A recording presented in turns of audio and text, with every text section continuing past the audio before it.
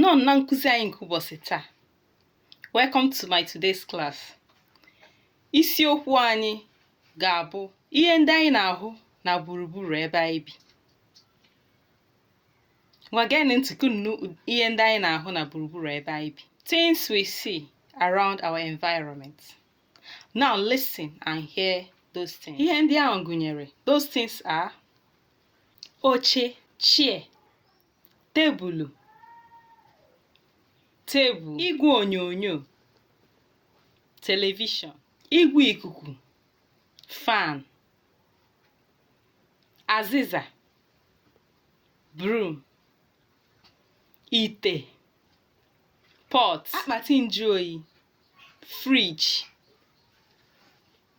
akpati, box, okoko, flower. Ebe a ka anyị ga-awụsa ọrụ anyị nke ụbọchị nke taa. We are stopping our today's lesson here. Daalụ.